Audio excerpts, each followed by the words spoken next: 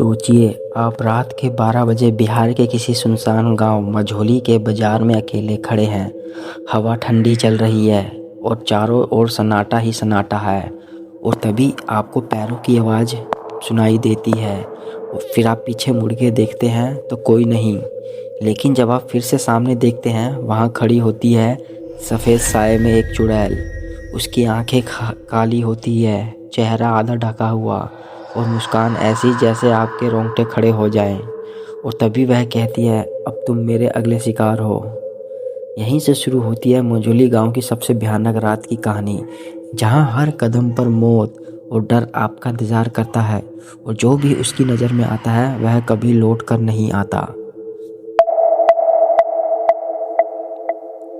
बिहार के एक छोटे से गांव मझौली की रातें हमेशा सन्नाटे के लिए रहती हैं। दिन में गांव में बच्चे खेलते, महिलाएं अपना काम में लगी रहती और पुरुष खेतों में मेहनत करते। लेकिन जैसे ही सूरज ढलता, गांव का हर रास्ता, हर कुआं, हर झोपड़ी अचानक मौत में बदल जाती। लोग कहते हैं कि मझौली में एक भूत है। पुरानी कहानी के अनुसार यह भूतिया गुड़िया बाई का है, जो 150 साल पहले इसी गांव में रहती थी। गुड़िया बाई गांव की सबसे खूबसूरत औरत थी, लेकिन उसके साथ कुछ ऐसा अजीब हुआ कि उसने किसी जादू टोने का अभ्यास किया था। और इसकी शक्ति इतनी भयानक थी कि गांव के बुजुर्ग भी उससे डरते थे। एक दिन गांव के जमींदार ने उसे बहुत परेशान किया, उसका अपमान किया, उसको खेतों में ले जाकर उसके साथ दुष्कर्म किया। फिर उसी रात से गुड़िया बाई रहस्यमय ढंग से गांव में गायब हो गई थी। अगले दिन उसका शव गांव के पुराने तालाब के पास मिला। लेकिन उसकी मृत्यु के बाद उसकी आत्मा ने गांव को हर रास्ते और हर खेत में कब्जा कर लिया। आज भी अगर आप मझौली गांव के बाहर किसी सुनसान रास्ते पर रात 12 बजे कदम रखो तो वहां अजीब हवा चलती है। कोई पैरों की हल्की आवाज़, कहीं से फुसफुसाहट और कभी कभी पुराने लड़की की रोने की आवाज़ आती है। जो भी गलती से रात में गांव में आया, उसने देखा कि मिट्टी पर पैरों के निशान बढ़ते जा रहे हैं। कोई उसे घेर रहा हो, कोई लोग गायब हो गए, कुछ ने भागने की कोशिश की, लेकिन उनकी आंखों में डर हमेशा के लिए बस गया।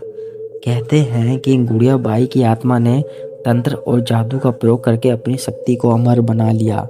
जो भी उसकी आंखों में देखा वह जिंदा नहीं बचा। गांव के बुजुर्ग बताते हैं कि कई तंत्रविद